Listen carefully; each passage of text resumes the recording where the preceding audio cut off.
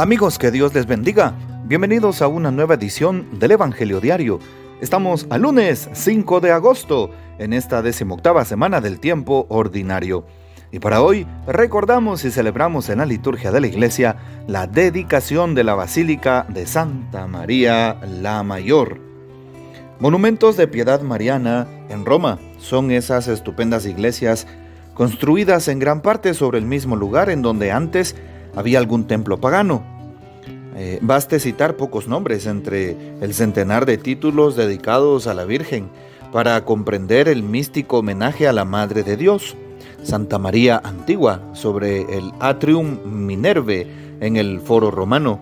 Santa María de Aracelli en la cima del Capitolio, desde donde, según la leyenda, la Sibila le reveló a Augusto la inminente llegada del Hijo de Dios.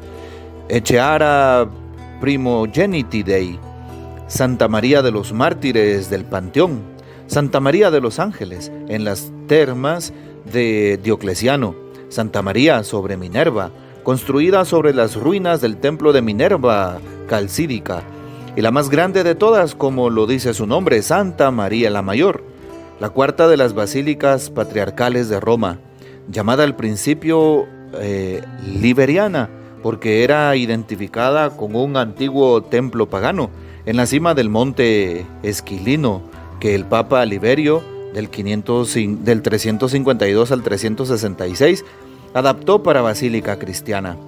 Narra una leyenda que la Virgen se apareció en la noche del 5 de agosto del año 352 al Papa Liberio y a un patricio romano, y los invitó a construir una iglesia en el lugar en donde encontrarán nieve. Agosto en Roma es un mes de mucho calor. El 6 de agosto por la mañana se encontró una prodigiosa nieve que cubría el área exacta del edificio, y esto habría confirmado la visión. Entonces el Papa y el rico patricio pusieron manos a la obra de la construcción del primer gran santuario mariano, que se llamó de Santa María Alnives de las Nieves. Un siglo después, el Papa Sixto III, para recordar la celebración del Concilio de Éfeso, 431, en el que había sido proclamada la maternidad divina de María, reconstruyó la iglesia, que es la actual basílica en cuanto a sus dimensiones. De esta obra quedan las naves con las columnas y los 36 mosaicos que adornan la nave superior. A la obra de la actual basílica contribuyeron varios pontífices, desde Sixto III, que pudo ofrecer al pueblo de Dios el monumento mayor al culto de la Virgen María, a la que rendimos precisamente un culto de hiperdulía, es decir, de veneración superior a la que les rendimos a los demás santos, hasta los papas de nuestra época. Esta basílica también recibió el nombre de Santa María ad Presepe desde antes del siglo VI, cuando llevaron allí unas tablas de un antiguo pesebre que la devoción popular identificó con las tablas de la gruta de Belén. La celebración litúrgica de la dedicación de la basílica entró en el calendario romano solo en el año 1568.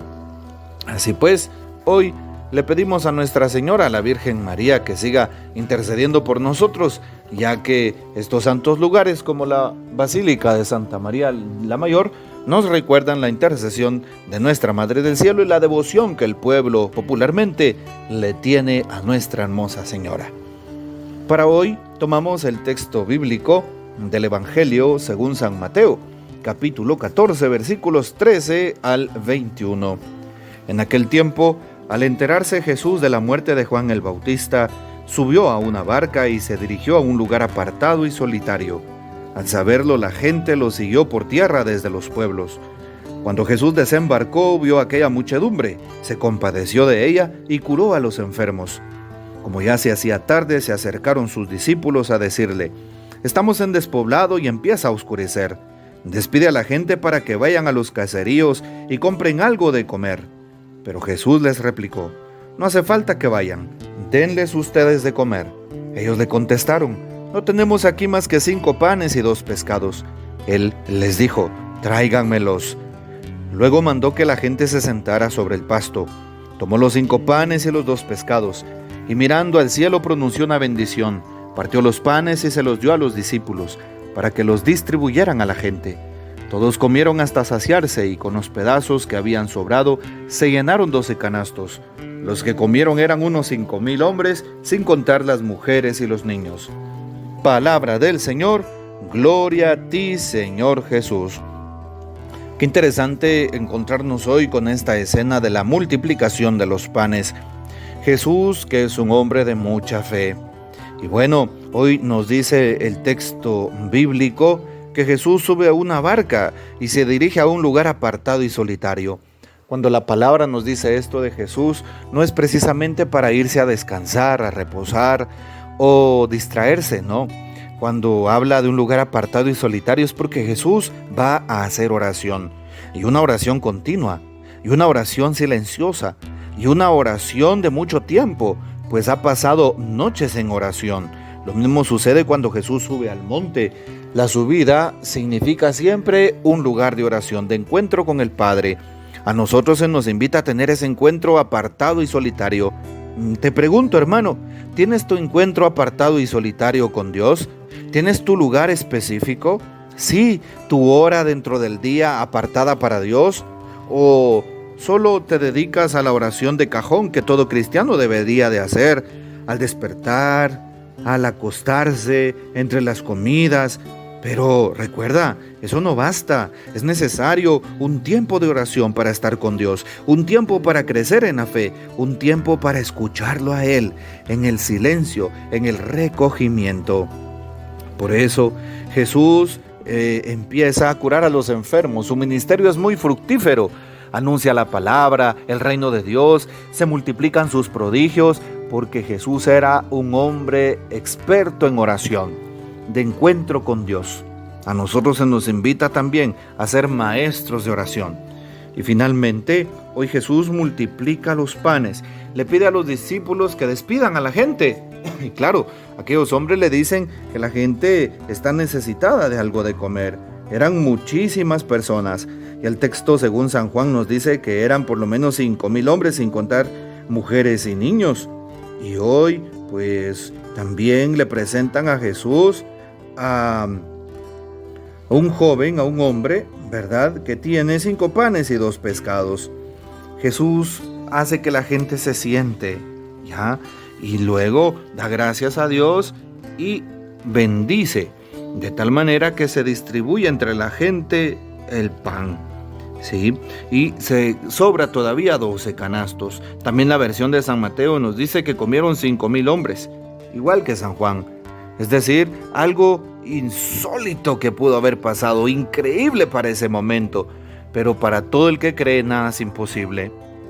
Hoy el Señor nos invita a que creamos, que seamos nosotros pan partido para el prójimo, a que recordemos que Jesús le está dando a aquella gente un pedazo de pan para alimentar su cuerpo, porque Él es el pan que alimenta nuestras almas.